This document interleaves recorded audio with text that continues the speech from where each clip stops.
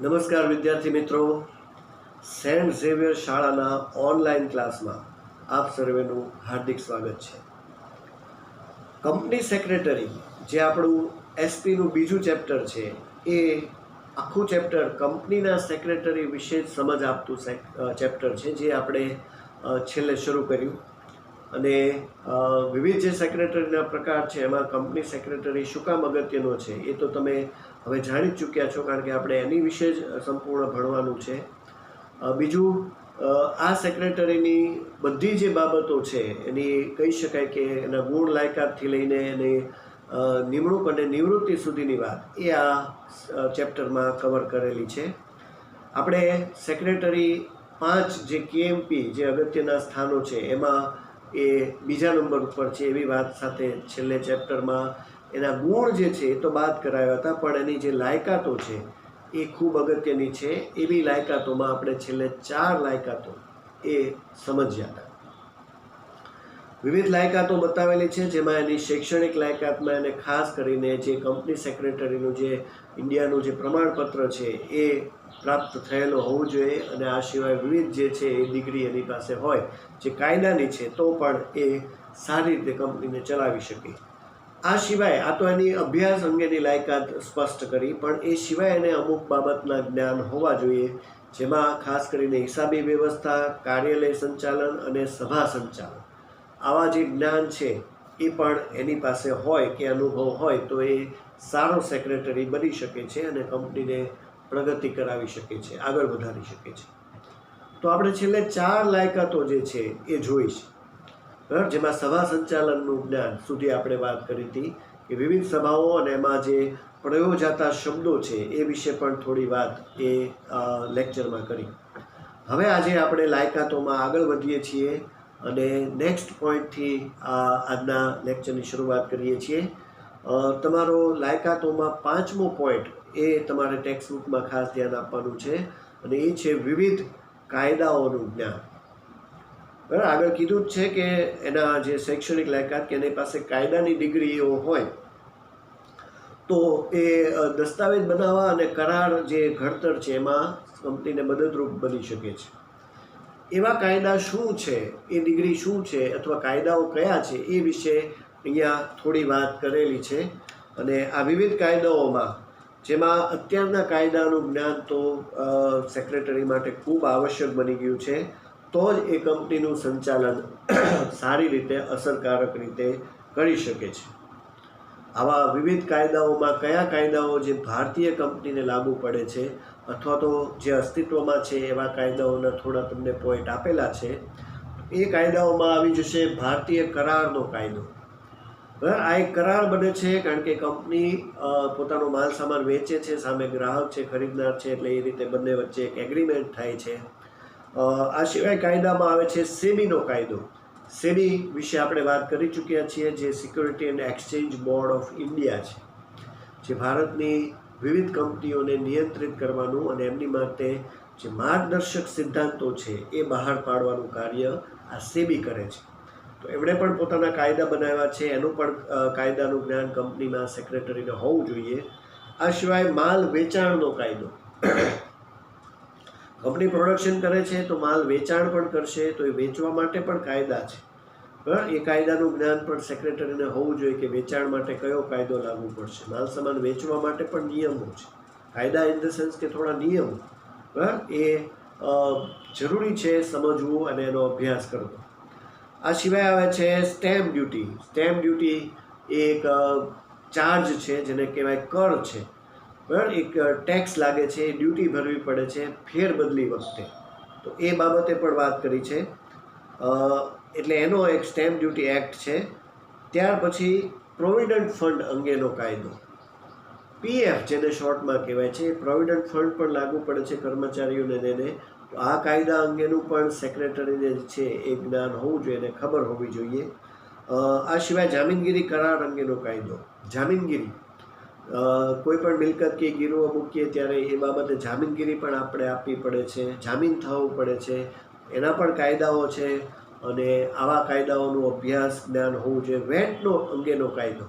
Wet, જેને વીએટી wet એટલે value added tax કહેવાય છે, ફૂલ ફોર્મ તમને જે છે એ પાછળ ખાસ જે તમને સમાનાર્થી જેના શબ્દો છે એમાં અમુક આગળ મેં પહેલા ચેપ્ટરમાં પણ કીધું હતું, અહીંયા પણ કીધું છે કે અમુક શબ્દો જે છે એના ફૂલ ફોર્મ આપેલા હોય છે.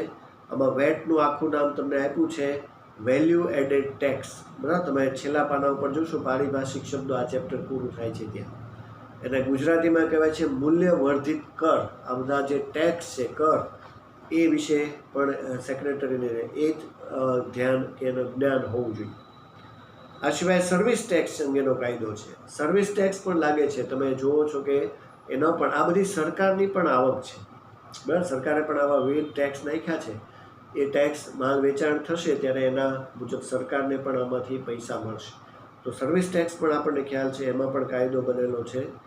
અને આવા વિવિધ કાયદાઓનું જે છે એ સેક્રેટરીને જ્ઞાન હોવું જોઈએ. તો આવું કાયદાનું જ્ઞાનથી જ એ કંપનીને વધુ સારી રીતે અને કોઈ પણ મુશ્કેલી ભર્યા જે સંજોગો છે એમાંથી કોઈ પણ કાનૂની મુશ્કેલી પડતી હોય તો એમાંથી એને દૂર રાખી શકે છે. સેક્રેટરીને પોતાને ખબર ન હોય કે વેટ અંગેનો કાયદો શું છે કે પ્રોવિડન્ટ ફંડનો નિયમ શું બનેલો છે, તો એ કંપનીને આમાં મદદરૂપ નહીં થઈ શકે. પણ જો એણે પોતે આનો અભ્યાસ કરેલો હોય કે સમજતો હોય તો સેક્રેટરીને જ્યારે કાનૂની કોઈ પણ કાયદાકીય મુશ્કેલી પડશે તો એ કાયદાનું જ્ઞાન એની પાસે હોય તો એ કંપનીને એવી મુશ્કેલીમાંથી બહાર કાઢી શકશે. એટલે જ આવા કાયદાનું જ્ઞાન આવશ્યક છે અને એટલે એણે મેળવેલું હોવું જોઈએ. બરાબર, તો આ જ્ઞાનની રીતે જ હવે બધા પોઈન્ટ જે છે તમને લાયકાતોમાં બતાવ્યા છે. અભ્યાસ તો આગળ આવી જ ગયો, પણ આ વિવિધ જ્ઞાન હોવા જોઈએ. આ રીતે આપણે પોઈન્ટ જોયો. હવે નેક્સ્ટ જે લાયકાતોમાં આવે છે એ આપણે જોઈએ છીએ, એ છે આર્થિક અને રાજકીય પ્રવાહોનું જ્ઞાન. આર્થિક અને રાજકીય પ્રવાહનું જ્ઞાન. આર્થિક બાબતો અને રાજકીય. કંપની જે છે એ ખાસ કરીને સમાજનો એક ભાગ છે, કારણ કે કંપની સમાજમાં જ બને છે અને સમાજ જ એના જે કાંઈ પરિણામો છે, એના જે ફળ છે એનો લાભ મેળવે છે. એટલે સમાજ સાથે હંમેશા કંપની જે છે એ જોડાયેલી છે. એ વિશે તો આપણે વાત કરી ચૂક્યા છીએ કે કંપનીમાંથી જ આપણે પ્રોડક્ટ બધી લઈએ છીએ. તો કંપની જે કાંઈ વસ્તુ બનાવે છે એનો ઉપયોગ સમાજના લોકો જ કરે છે. એ બાબતે ખાસ કરીને એટલે એનો એક ભાગ છે. એટલે વિવિધ જે સમાજના પક્ષકારો છે, સંસ્થાઓ છે, લોકો છે, આ બધા જે છે એ કંપની સાથે જોડાયેલા છે કે કંપની પણ આની સાથે જોડાયેલી છે. આ બાબતેથી માહિતગાર રહી અને સેક્રેટરીએ અત્યારના જે પ્રવાહો છે કે કંપનીમાં આ પ્રોડક્શન થાય છે તો એનો કેટલો આગળ જતા એનો વેચાણ થશે, એ બધું વર્તમાન લોકો શું પસંદ કરે છે, અત્યારે કેવો પ્રવાહ ચાલે છે. બરાબર, બીજું પલટાતા પ્રવાહ એટલે કે બદલાવ આવતો હોય. હવે 2 વર્ષ પછી આ પ્રોડક્શન જે છે થવાનું છે, પણ 2 વર્ષ પછી જે લોકોની રુચિ હશે કેવી હશે એ બાબતે પણ સેક્રેટરીએ થોડુંક જે છે એ પોતાની રીતે પરિસ્થિતિને સમજવી જોઈએ. આ રીતે જો એને જ્ઞાન હોય તો એક લાભદાયી પરિસ્થિતિ જે છે એનું નિર્માણ કરી શકશે. આર્થિક અને રાજકીય. બીજું એક રાજકીય પણ આપ્યું છે. કંપનીની વસ્તુ વેચાશે તો આર્થિક લાભ થશે, પણ રાજકીય બાબતો પણ કંપનીને ખાસ અસર કરતી હોય છે, જેમાં ખાસ કરીને પોલિટિક્સ કહી શકાય. જો સારી સરકાર હોય અને કંપનીને મદદરૂપ થતી હોય તો કંપનીને આગળ વધારી શકે છે. પણ રાજકીય જો બાબતો બદલાતી હોય, કોઈ એવી પાર્ટી આવતી હોય કે જેના નેતાઓ આ કંપનીને નુકસાન કરશે, તો એ બાબતે પણ સેક્રેટરીને થોડી ખબર હોવી જોઈએ અને સેક્રેટરીએ સતત એમના સાથે જોડાયેલા રહેવું જોઈએ કે હવે આ સરકારમાં આપણે શું જે છે લાભ મેળવી શકીએ છીએ. આ રાજકીય પ્રવાહો પણ બદલાયા કરે છે. આપણને ખબર છે કે દર 5 વર્ષે ચૂંટણી થાય છે અને નવા જે છે એ નેતાઓ આવે છે.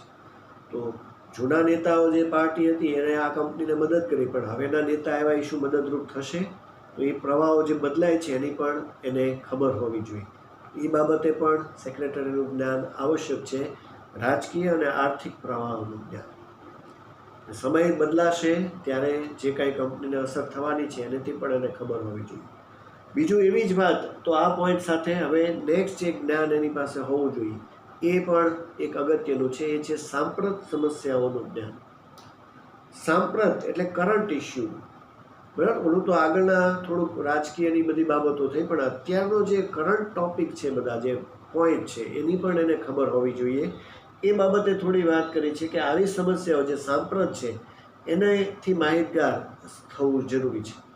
સાંપ્રત એટલે કરંટ પોઈન્ટ. દાખલા તરીકે કંપની કોઈ જગ્યાએ પ્લાન્ટ નાખવા માગે છે, પણ એ પ્લાન્ટ જે છે એ જ્યાં બનવાનો છે ત્યાં આજુબાજુમાં લોકો ગામડાના રહે છે, તો ગામડાના લોકો આનો વિરોધ કરશે કે અમારે જો ગામની બાજુમાં પ્લાન્ટ નખાશે તો એની અંદરથી જે કાંઈ ગેસ કે એવું નીકળે છે એની અમારી ઉપર અસર થશે, એટલે એ લોકો આ પ્લાન્ટ બનવા નહીં દે. આ સમસ્યાઓને આપણે એક સાંપ્રત સમસ્યા કહી શકીએ છીએ. આવું પણ ઘણીવાર બનતું હોય છે. અહીંયા એક ઉદાહરણ આપ્યું છે કે આસામના ખનિજ તેલ ઉપર નિકાસનો પ્રતિબંધ ત્યાંના લોકો, કેટલાક સ્થાનિક સંગઠનોએ જ કર્યો હતો.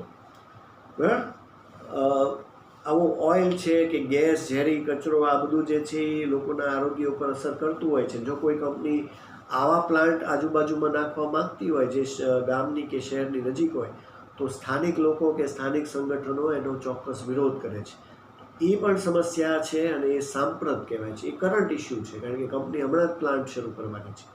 આ બાબતે સેક્રેટરીને થોડું જે છે જ્ઞાન હોવું જોઈએ, એટલે આવી જે ભવિષ્યમાં ઊભી થનારી જે સમસ્યા છે એનાથી અગમચેતી રાખી શકે. બરાબર, આવી બધી સમસ્યાઓનું જ્ઞાન કે આવી બધી સમસ્યાઓ બાબતે સેક્રેટરી થોડો જે છે એ જાણકાર હોવો જ જોઈએ, તો જ કંપનીને આગળ વધારી શકે. આમાં અભ્યાસ સાથે આ બધી બાબતો જે છે એ આવડત અને અનુભવ ઉપરથી પણ આવે છે. એ રીતે પણ થોડુંક આને આપણે સમજી શકીએ છીએ. બરાબર, તો આવી સમસ્યા સાંપ્રત કહેવાશે. ત્યાર પછી આગળ વધીએ છીએ અને ત્યાર પછીની જે લાયકાત બતાવેલી છે એ પણ આ બધા જ્ઞાન છે વિવિધ પ્રકાર. હવે એનું જ્ઞાન છે અંગ્રેજી ભાષા ઉપર પ્રભુત્વ અને અન્ય ભાષાઓનું જ્ઞાન. સેક્રેટરીનો આમ તો અભ્યાસક્રમ જ જે છે એ ટોટલી અંગ્રેજી ભાષાનો છે, પણ છતાં પણ એ ભાષા ઉપર પ્રભુત્વ એ ખૂબ જરૂરી છે. આપણને ખ્યાલ છે કે અંગ્રેજી જે છે એ યુનિવર્સલ ગ્લોબલ લેંગ્વેજ છે અને કોઈ પણ વ્યક્તિ માટે આ ભાષા જે છે શીખવી અત્યારના સમયમાં તો ખૂબ જરૂરી બની ગઈ છે. આ પણ કહી શકાય કે એક કરંટ ઇસ્યુ છે, સાંપ્રત પણ કહી શકાય, કારણ કે તમારે જો આગળ વધવું હોય તો આ જે વિવિધ ભાષાઓ છે એનું જ્ઞાન પણ તમારે હોવું જોઈએ. ખાસ કરીને તમારી માતૃભાષા, તમારી રાષ્ટ્રભાષા અને એક જે ગ્લોબલ ભાષા છે ઇંગ્લિશ, એ ત્રણમાં તો તમારી જે છે માસ્તરી હોવી જ જોઈએ. આ પણ એક શીખી શકાય એવી વસ્તુ છે. આ સિવાય પણ જે છે વિવિધ ભાષાઓ હોવી જોઈએ. અંગ્રેજી ભાષામાં, કારણ કે સેક્રેટરીએ જુદા જુદા પક્ષકારો સાથે કામ કરવાનું હોય છે, એટલે અંગ્રેજી ભાષામાં મહારત હોવી જોઈએ. બરાબર, કંપની જેમ આગળ વધતી જશે એમ એના દેશ વિદેશમાં જે છે એની નવી નવી બ્રાન્ચ ખુલશે, નવા નવા જે છે ગ્રાહકો બનશે, તો આવા બધા ગ્રાહકોમાંથી જે છે એમની સાથે વાતચીત કરતા, એમની સાથે પત્ર વ્યવહાર કરવાનું, આવું બધું જે છે એ લગભગ અંગ્રેજીમાં જ થવાનું હોય. તો સેક્રેટરી જે છે એ બોલવામાં અને એનું જે લખવાનું છે બધું ઇંગ્લિશમાં એકદમ મહારત હોવી જોઈએ, આવડત હોવી જોઈએ, તો જ એ સારી રીતે આ કંપનીને આગળ વધારી શકે. દેશ વિદેશમાં જે કંપની આગળ વધે છે એમાં એવા લોકો સાથે એણે કરારો કરવાના છે, કામ કરવાનું છે, તો એની માટે અંગ્રેજી ભાષાનું જ્ઞાન, અને આ સિવાય બીજી કોઈ વિદેશી ભાષાનું જ્ઞાન પણ હોય તો પણ એની માટે જે છે એ બહુ જરૂરી બની જાય છે. એટલે કે એને કરારો કરવામાં મદદરૂપ થાય છે. અંગ્રેજી તો છે જ તે, આ સિવાય પણ કોઈ બીજી ભાષા પણ શીખી શકાય છે. આ પણ એક સારામાં સારી વિદ્યાર્થી મિત્રો ઓપોર્ચ્યુનિટી છે. આપણે અલગ કોઈ પણ ભાષા પણ શીખીને એમાં જે છે મહારત હાંસલ કરી શકીએ છીએ, અને એવા લોકોની પણ અમુક જગ્યાઓ પર બહુ જરૂર પડતી હોય છે. ફ્રેન્ચ છે, જર્મન છે, આવી કેટલી બધી ભાષાઓ જે છે એ આપણે શીખી અને વિદેશમાં પણ પોતાનું જે છે એક અલગ સ્થાન બનાવી શકીએ છીએ. તો એ પણ એક જરૂરી છે, સેક્રેટરી માટે છે. આપણે પણ આપણી રીતે આવી ભાષાઓ જે છે એની પર પ્રભુત્વ મેળવવા માટે આવી ભાષાઓ બોલવી જોઈએ અને એનો બોલીને પ્રયત્ન કરવો જોઈએ, જેથી આપણું જ્ઞાન પણ વધે. બરાબર, તો એ બાબત પણ અહીંયા કીધી છે. આ સેક્રેટરીને પણ અન્ય ભાષાઓનું પણ જો પ્રભુત્વ હશે, જ્ઞાન હશે, બીજી કોઈ ભાષા પણ એ શીખેલો હશે, તો કંપનીને પણ ઘણો ફાયદો થશે. એવું જ્ઞાન પણ સેક્રેટરી માટે આવશ્યક છે. અંગ્રેજી અને અન્ય ભાષાઓનું જ્ઞાન એને મદદરૂપ થાય છે. બરાબર, આ બધી વસ્તુઓથી આ પોઈન્ટ એવો છે કે એ માત્ર કંપનીના સેક્રેટરી કે કોઈ એક વ્યક્તિ કે કોઈ એક હોદ્દાને લાગુ નથી પડતો. અત્યારે તો આ એવું જરૂરી પાસું બની ગયું છે કે એ બધા માટે આવશ્યક છે. આપણને ખ્યાલ છે કે હવે આ અંગ્રેજી ભાષા જે છે એનો તો ઉપયોગ ખૂબ જ થવા લાગ્યો છે અને એ શીખવું, સમજવું, બોલવું પણ બહુ જરૂરી બની ગયું છે. એટલે તમે લોકો પણ અમુક ફ્રી ટાઈમ હોય તમારી પાસે ત્યારે આ ભાષા શીખો અને બોલો, પ્રયત્ન કરો કોઈ પણ પ્રકારના સંકોચ શરમ વગર. તો એ પણ ખૂબ જરૂરી છે. તો સેક્રેટરીને આ જ્ઞાન હોવું જોઈએ એ બાબતે એની લાયકાતમાં બતાવેલું છે. આ બધા પોઈન્ટ ઘણા બધા વિસ્તૃત છે. મેં તમને કીધું હતું કે ગુણવાળો પોઈન્ટ જે છે આપણે નથી લીધો, એમાં 12 પોઈન્ટ હતા, એ આખો કેન્સલ કર્યો છે. પણ આ જે છે એ થોડા ટફ છે, થોડી એની વાતો જે છે એ અલગ છે, કારણ કે આ બધું વાણિજ્યની રીતે પણ વાત કરેલી છે. તો વાંચવાનું એને પાકું કરવાનું, સમજવાનો પ્રયત્ન કરવાનો. અમુક શબ્દો મેં તમને કીધા છે કે અહીંયા આવે છે પણ જેની પૂરી સમજ નથી, કારણ કે આપણે 12મા સુધીનો અભ્યાસક્રમ પૂર્ણ કરશું ત્યારે એની વિગતવાર તમને માહિતી મળશે. પણ જે કાંઈ શબ્દો છે એ યાદ રાખવાના અને એને પાકું કરવાનું, આ બધી બાબતો આ લાયકાતોમાં ખૂબ જરૂરી છે. બરાબર. ત્યાર પછી હવે આગળ વધીએ છીએ. નેક્સ્ટ જે લાયકાત આપેલી છે એ છે જનસંપર્કનું જ્ઞાન.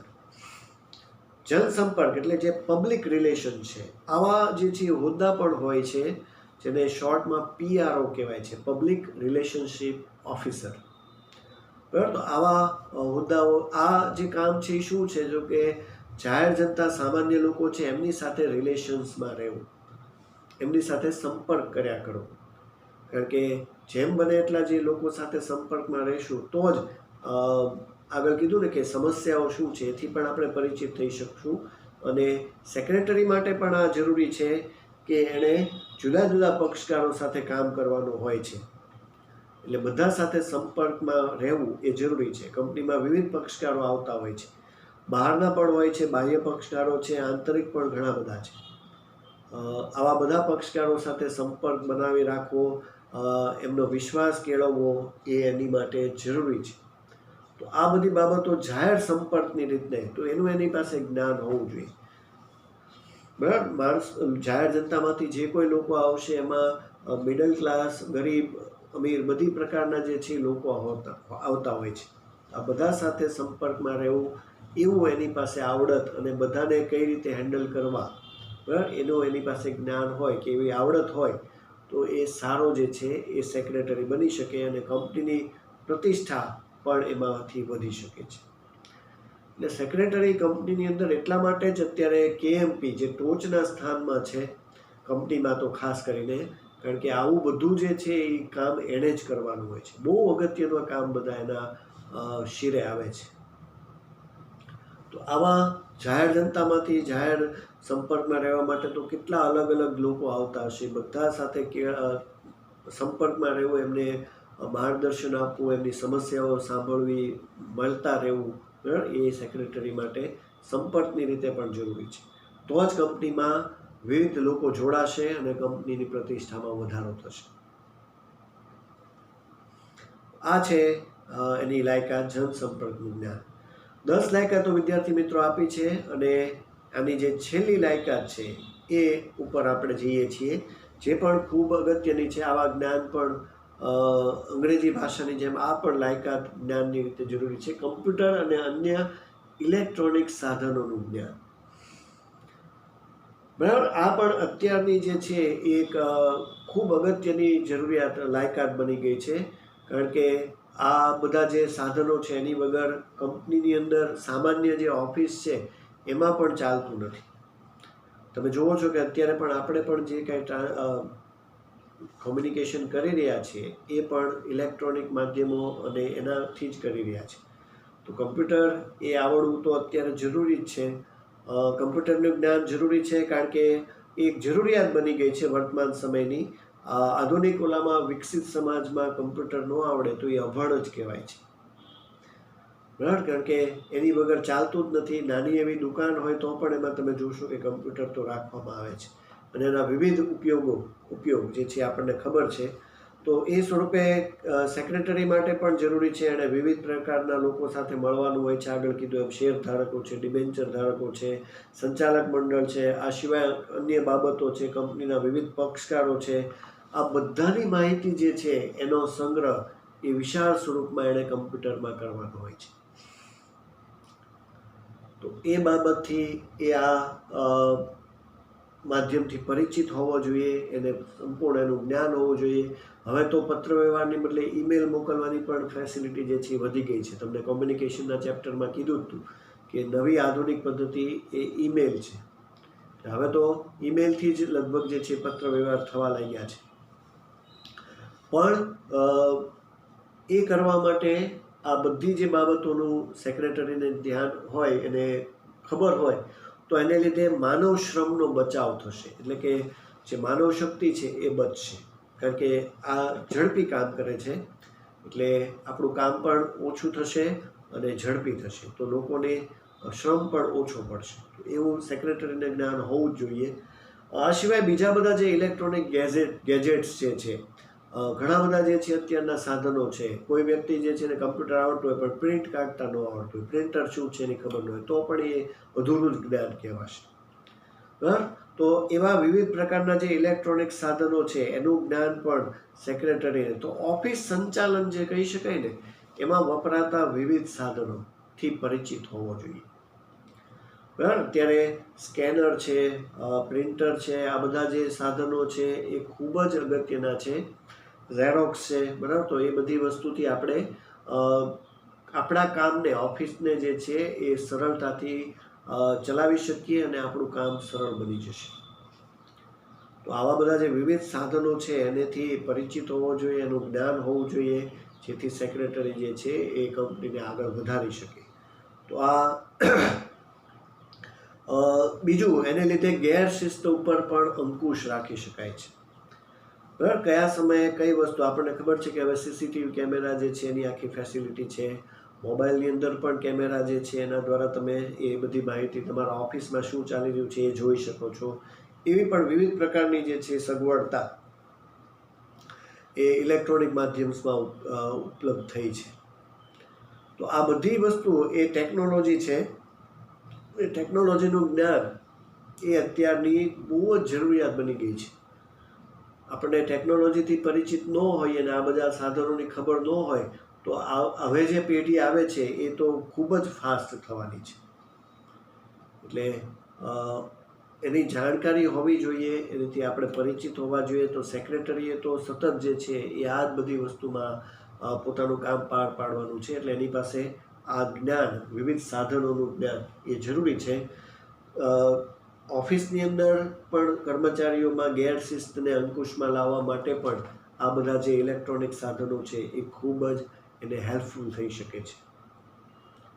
બરાબર? તો આ વિવિધ પ્રકારની જે બાબતો છે એની લાયકાતની રીતે મૂકેલી છે.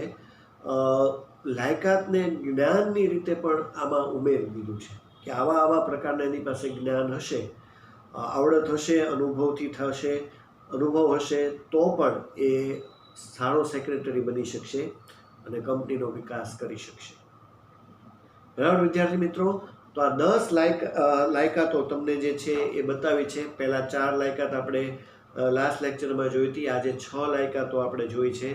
આ મોટા પ્રશ્નની રીતે પણ તમારે યાદ રાખવાનું છે. આની અંદરની જે ડિટેલ છે એને પણ સમજવાનો પ્રયત્ન કરવાનો છે, વાંચવાનું છે. આ આમનામ યાદ રહે એટલું સરળ નથી, થોડી અઘરું છે. અને તમને ખ્યાલ હોય કે ધીમે ધીમે જેમ આપણે કોઈ પણ વિષયમાં, અત્યારે આ વિષય છે એમાં માહિતી સંચાર ને અસરકારક પત્ર વ્યવહાર, સેક્રેટરીનો અર્થ, પ્રકારો, એ બધું જે છે થોડું જે સરળ છે. પણ ધીમે ધીમે જેમ ચેપ્ટર અને સબ્જેક્ટમાં જેમ આપણે ડીપમાં જઈએ એમ એની જે ડેપ્થ છે એ વધતી જશે. ધીમે ધીમે થોડું અઘરું પણ થતું જશે. પણ આપણે એને વાંચ્યા કરીએ અને સમજવાનો પ્રયત્ન કરીએ, સતત એમાં ઇન્વોલ્વ રહેશું, તો કોઈ પણ મુશ્કેલી આપણને ક્યાંય પણ નહીં પડે. બરાબર? આ હું ખાલી એક વિષયની વાત નથી કરતો, બધા વિષયને લાગુ પડે છે કે તમે બધા વિષયમાં સરખી મહેનત કરો. તો એ ધ્યાનમાં લઈ અને આપણે એ વિષયને હળવો બનાવી શકીએ અને સારામાં સારા માર્ક જે છે એ કવર કરી શકીએ છીએ. તો આ 10 લાયકાતો સુધી જે આપ્યું છે એ 10 લાયકાત આપણે પૂર્ણ કરી. ટૂંકમાં લાયકાતનો આખો જે મુદ્દો છે એ આજે આ લેક્ચરમાં પૂર્ણ કર્યો છે. હવે નેક્સ્ટ એ બધી જે બાબતો આવે છે એની નિમણૂક, એની જોગવાઈઓ, બરાબર, એ વિશે આપણે નેક્સ્ટ લેક્ચરમાં વાત કરશું અને એની બધી બાબતો આ ચેપ્ટરની આગળની સમજવાનો પ્રયત્ન કરશું. આ લાયકાતો તમે ખાસ વાંચજો, એમાં જે કાંઈ આપ્યું છે એને સમજવાનો પ્રયત્ન કરજો. પણ આ લેક્ચર પૂર્ણ કરતાં પહેલાં કંપની સેક્રેટરીનું જે આપણે ચેપ્ટર આ શરૂ કર્યું છે એની પ્રસ્તાવનાનો જે એક આખો પેરેગ્રાફ આપ્યો છે અને જે 4 લાયકાતો જે લાસ્ટ લેક્ચરમાં પૂરી કરી છે એટલું તમારે આ વખતે 2 વાર લખી અને હોમવર્કમાં બતાવવાનું છે. બરાબર, આ જાજુ નથી પણ એ પાકું થાય. લાયકાતો બહુ અગત્યની છે એટલે આ 2 વાર પ્રસ્તાવનાનો આખો પેરેગ્રાફ અને આ લાયકાતો મૂળ મેં તમને સંપૂર્ણ બાદ જ કરાવી દીધા છે એટલે એની તરફ જોવાનું જ નથી. આપણે લાયકાતોના 4 પોઈન્ટ લાસ્ટ લેક્ચરવાળા અને આ પ્રસ્તાવના એ 2 વાર લખવા. આ તમારું આ લેક્ચરનું હોમવર્ક રહેશે. બરાબર વિદ્યાર્થી મિત્રો, તો હવે આ લેક્ચર આજે અહીંયા પૂર્ણ કરું છું. નેક્સ્ટ લેક્ચરની અંદર આપણે આની ચેપ્ટરની આગળની વાત તરફ જશું અને એની વિવિધ બાબતોથી પરિચિત થશું. ત્યાં સુધી સર્વેને નમસ્કાર.